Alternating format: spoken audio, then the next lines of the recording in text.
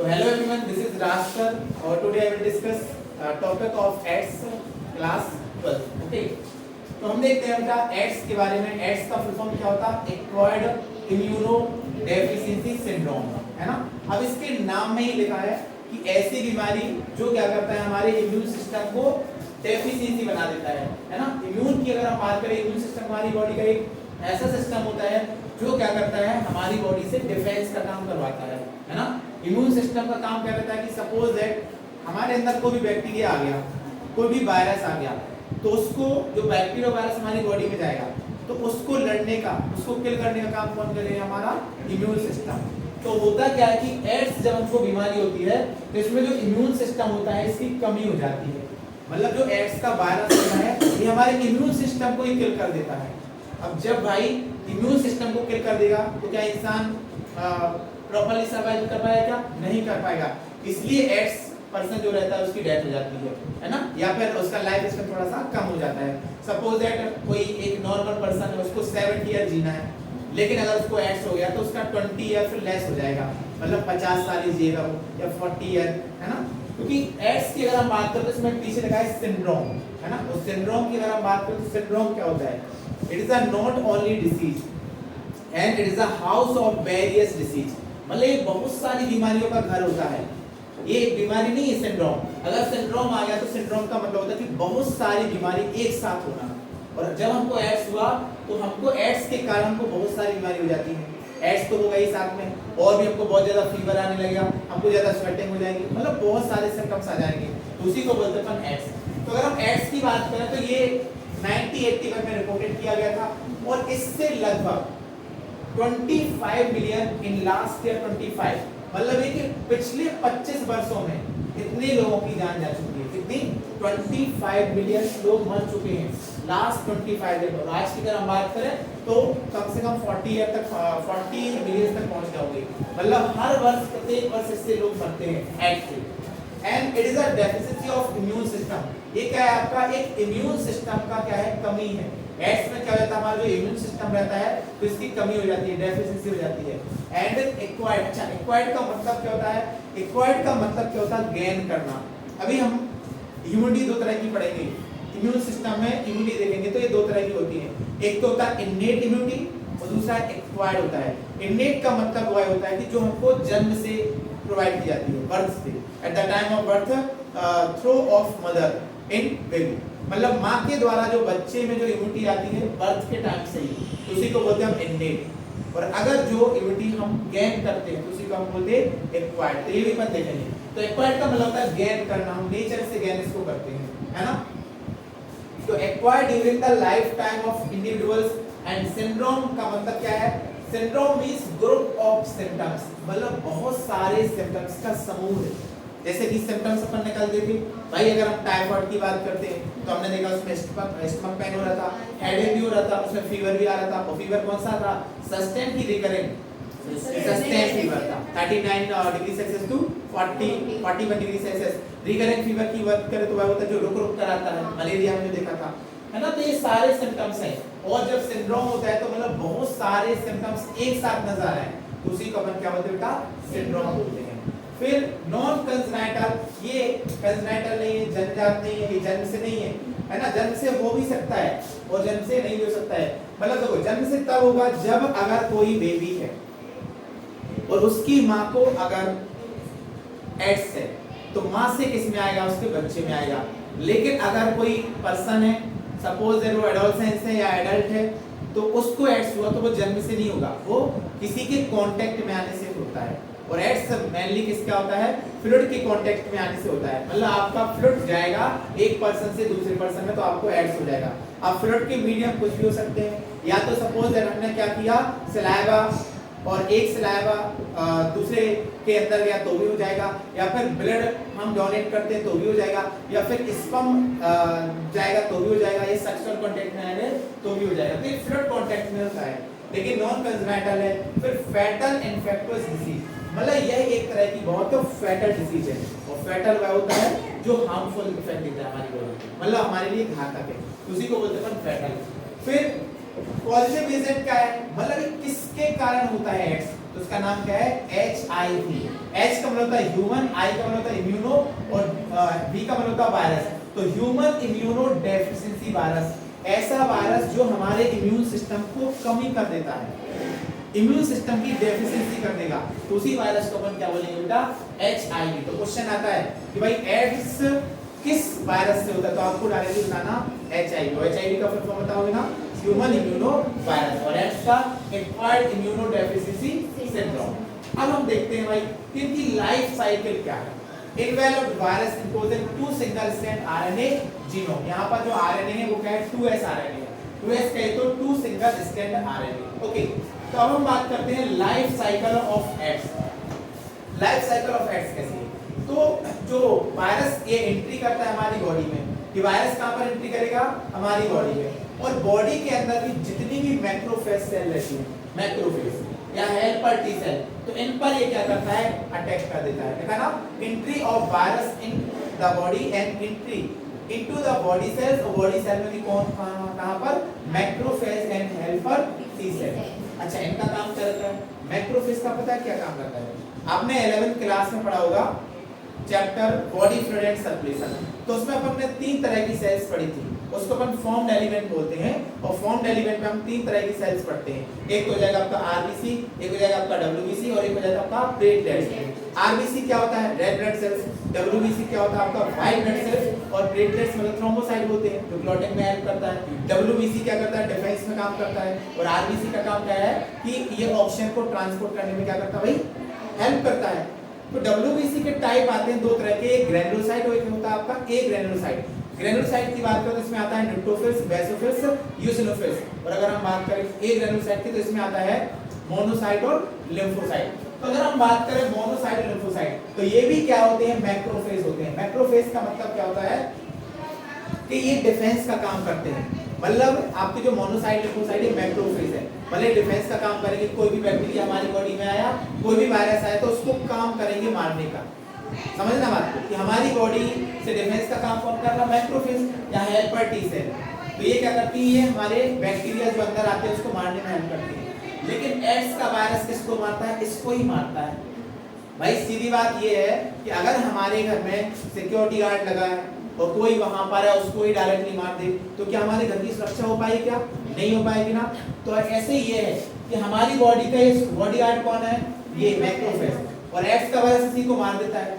तो जब यही मर जाएगा तो हमारी बॉडी क्या प्रोटेक्टिव है? क्या सुरक्षित है? क्या नहीं है। तो एड्स का वायरस इसी को मारने की कोशिश करता है कि पहले इसको निपटा देते हैं और बाद में तो सारे फिर कुछ बोलेगा ही नहीं, है ना। तो यही एड्स का वायरस करता है।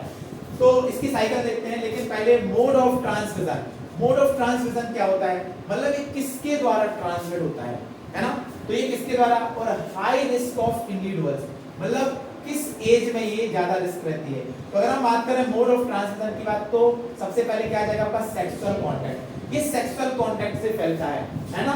और कब? जब हम एक से ज्यादा व्यक्ति के साथ फिजिकल रिलेशनशिप में आते हैं या सेक्सुअल कांटेक्ट में आते हैं, तो उसकी वजह से हमको ये ज्यादा चांस है, हाई रिस्क ऑफ इंडिविजुअल्स। अगर कोई व्यक्ति मल्टीपल सेक्सुअल पार्टनर बनाता है, उसके साथ सेक्सुअल कांटेक्ट में आता है, तो उसकी वजह से ये बहुत ज्यादा एड्स फैलेगा, ठीक है ना। फिर प्लेसेंटा की बात करें तो प्लेसेंटा से भी फैलता है ना। प्लेसेंटा से कैसे? अगर किसी माँ को एड्स है तो उसके प्लेसेंटा से जाएगा उसकी बेबी को, ना कि मदर टू फीटस, मतलब उसकी माँ से उसके बच्चे में एड्स हो जाएगा, है ना। फिर तीसरी बात क्या है? ब्लड ट्रांसफ्यूजन, मतलब हम क्या करेंगे भाई? ब्लड डोनेट करेंगे, देखा ना। Repeated blood transfusion, suppose that हमने किसी पर्सन का ब्लड लिया, है ना, और उसको एड्स था, हमने चेक तो करा ही नहीं, तो उसका ब्लड लेने से हमको भी क्या हो जाएगा भाई? एड्स हो जाएगा। पता चला हम तो उसका ब्लड लेने गए थे, है ना, लेकिन एड्स बदले में ले आए, है ना, जब हमको एड्स मिल जाए, है ना। तो ऐसा नहीं करना चाहिए, हमको पहले उसकी प्रॉपर्ली जांच कराना चाहिए, उसके बाद ही हमको ब्लड लेना चाहिए। फिर इन्फेक्टेड निडल्स, इन्फेक्टेड निडल्स से भी होता है। ड्रग एडिक्ट इंट्रावेनस, वही नशेड़ी की बात कर रहे हैं। नशेड़ी, जो नशेड़ी रहते हैं, नशेड़ी तो आपने देखा होगा कि जो नसों में इंजेक्शंस लगाते हैं, जो नसों में इंजेक्शंस लगाते हैं उसी को अपन क्या बोलते हैं? नशेड़ी बोलते हैं। तो इनमें भाईचारा बहुत ज्यादा रहता है ना। 4-5 लोग रहेंगे, अच्छे सिगरेट वगैरह ही पीते हैं, तो एक सिगरेट में 5 लोग हो जाएंगे फ्री, है ना। और अगर ड्रग्स लिया तो इंजेक्शंस के द्वारा, देखो ड्रग्स वही पड़ेंगे पर, तो ये इंजेक्शंस के द्वारा ली जाती है, नसों में ली जाती है, वेंस में।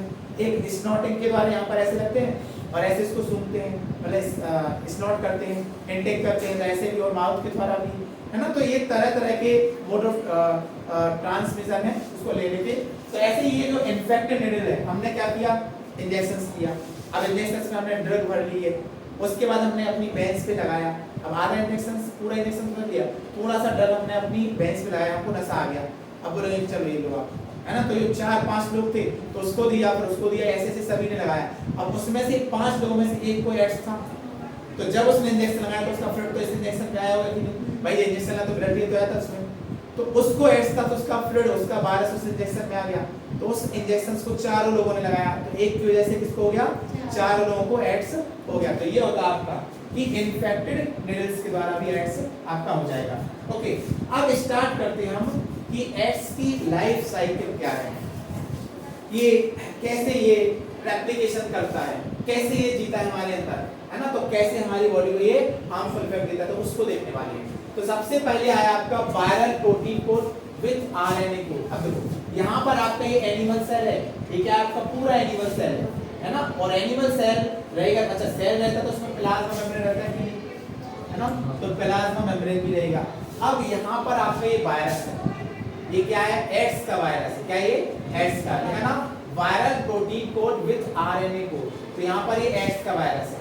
अब एड्स का वायरस क्या है, इसकी बाहर की प्रोटीन की कोट है ये, तो ये जाएगा हमारी बॉडी के अंदर। देखा ना कि वायरल आरएनए मतलब HIV, viral RNA is introduced into the cell. अब ये वायरस हमारी सेल के अंदर, अच्छे से समझना। ये एड्स की बात करें, मलेरिया की बात करें, बहुत ही इंपॉर्टेंट है। 4 क्वेश्चन बहुत ज्यादा इंपॉर्टेंट, एक एड्स, एक मलेरिया और एक कैंसर, एक इम्यूनिटी, इनमें से एक क्वेश्चन आपका आना तय, बता दो कौन सा आएगा ना। तो यहाँ पे अगर बात करें वायरस की, तो वायरस हमारी बॉडी में आया, viral RNA is introduced into the cell, हमारी बॉडी के अंदर जो सेल है तो उसमें आ गया। लेकिन इसने जो कोट है, प्रोटीन कोट है, इसको बाहर ही छोड़ दिया, मतलब ऑलरेडी क्या आ गया आपका, आरएनए आ गया।